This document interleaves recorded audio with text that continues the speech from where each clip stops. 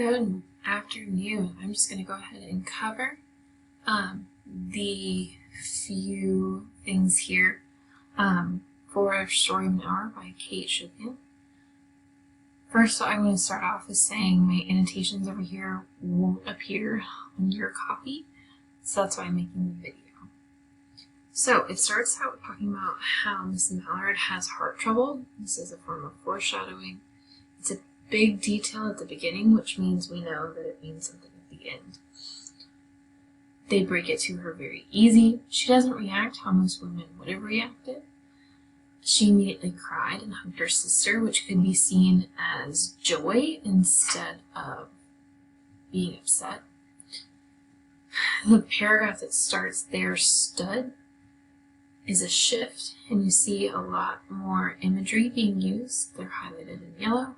There are several different literary devices used as well in this section. Personification and onomatopoeia.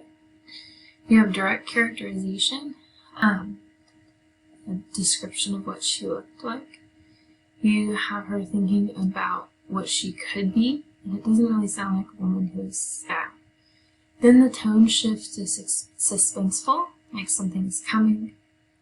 And then the change in diction and the amount of imagery used is important. You're starting to see her true feelings, that an oxymoron is even used to show that how she feels and how she should feel are different.